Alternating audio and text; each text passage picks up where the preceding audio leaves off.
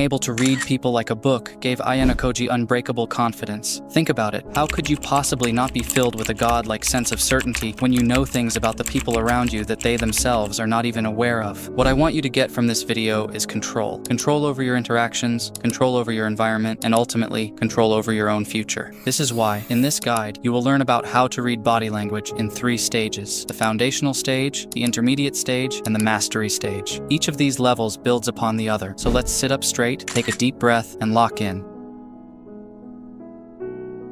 Let's first get some popular body language myths out of the way. When you see someone sitting with their arms crossed, do you assume that they are doing a blocking behavior? That's actually not necessarily true. In essence, crossing your arms is like a self-hug, so more than anything, it's a self-soothing behavior. Also, before we go into more advanced techniques, it is important to understand that there is no Pinocchio effect. In other words, there is no single behavior that can reveal things like deception. When you want to understand people, you always need to assess a broader range of factors. Now let's talk about the meaning of key gestures and postures.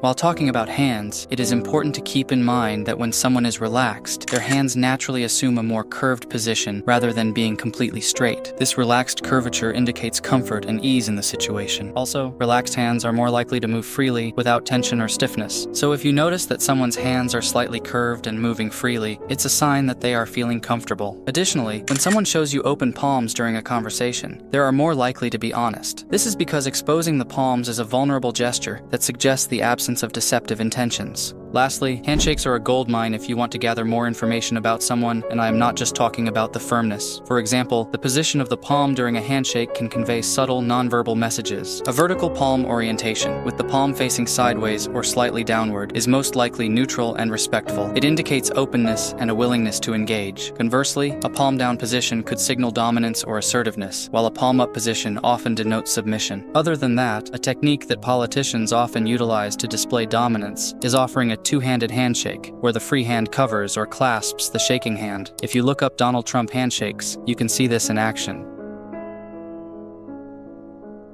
Feet can offer such valuable insights because when people try to control their body language, they focus mainly on their facial expressions and hand and arm gestures. So body language below the waist is often where the truth can be found. Here's a practical example. You notice 2 classmates engaged in conversation in the hallway. You're interested in joining them, but are unsure whether your presence would be welcomed or seen as an interruption. Want to find out? Pay attention to their feet. As you approach, their reaction will show whether they are open to including you or prefer to keep the conversation private. If their feet remain stationary while they turn their upper bodies toward you, it suggests they may not be interested in your company. However, if their feet adjust to include you in their stance, it's a good sign that they genuinely want you to join the conversation. I will now show you a short clip. Try to deduce how the interviewed woman feels about the question she gets asked. Why did you want to own a town?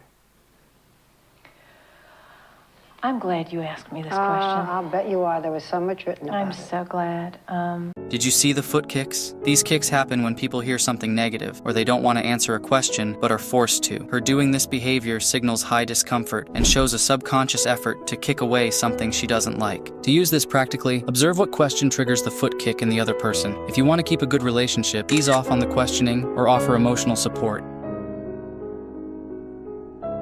Vocal cues can also be a big source of information, especially intonations are important here. Intonation is simply the rising and falling of the voice during speech. In general, a rising intonation indicates that someone is submissive or insecure, while a falling intonation displays authority. However, keep in mind that a rising intonation could also just show curiosity. Besides that, the rate of speech is quite an obvious window into someone's mental state. People generally tend to increase their speaking rate when they are nervous. You have probably noticed this too. When you speak in front of an audience, adrenaline rushes through your body, which warps your experience of time. This causes a lot of people to speed up during presentations.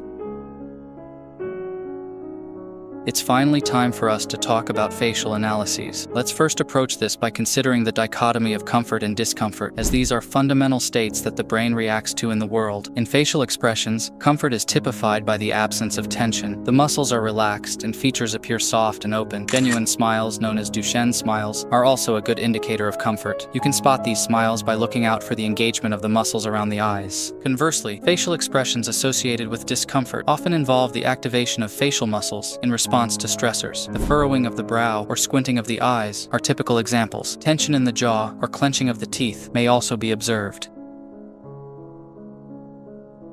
Beyond these overt expressions, microexpressions are a great gateway to someone's mental state. A microexpression is a very brief, involuntary facial expression humans make when experiencing an emotion. They usually last 1/25th to 1/15th of a second and cannot be faked. What makes microexpressions so special is that they are believed to be universal across cultures. Take a minute to make yourself familiar with the 7 universal microexpressions on screen.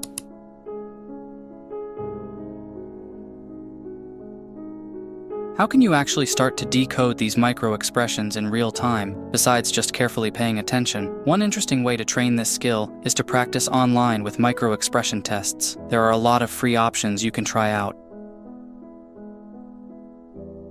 Before we talk about congruence and incongruence, let's take a closer look at the eyes. If someone's pupils widen, it could suggest that they agree with what you just said. But why is that? Pupil dilation allows more light to enter the eyes, which enhances their ability to focus on and process visual information. This subconscious physiological response happens when we are genuinely interested or approve of something. Under certain circumstances, this dilation might be hard to spot, but this is still something useful to keep in mind and could really help you in some circumstances. You may also notice that someone's eyes blink more than usual. This is a big sign that they are struggling to keep calm. However, before you can make a proper judgment, you first have to get a rough idea of their baseline blinking rate. Congruence refers to a state where different aspects of nonverbal communication align harmoniously. On the other hand, incongruence occurs when there is a discrepancy between verbal and nonverbal cues. In congruent body language, various channels of communication, such as facial expressions, gestures, posture, and vocal tone, convey consistent messages that support the person's verbal statements. For example, someone might show you a genuine smile while also having a relaxed body posture and using open gestures. Conversely, an example of incongruence could be that someone verbally expresses agreement to you while displaying tense facial muscles or avoiding eye contact. Being able to spot these inconsistencies is what really allows you to make more robust assumptions about someone else's thoughts and opens the way for you to enter the mastery stage.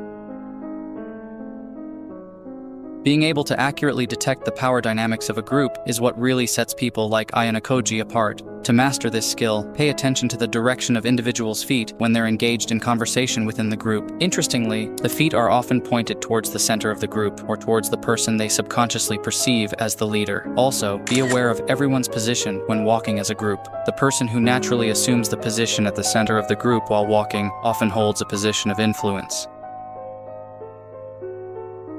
At some point in your life, you will probably come across someone who consciously tries to trick you into believing something based on their body language. Noticing these attempts comes down to 2 things: gut feeling and timing. When talking about timing, it is important to keep in mind that for the honest person, a hand gesture comes a beat before the words. On the other hand, an anxious liar's gestures will follow the words. In doubt, it is always best to follow your gut feeling. Your subconscious mind often picks up on subtle cues that your conscious mind may overlook.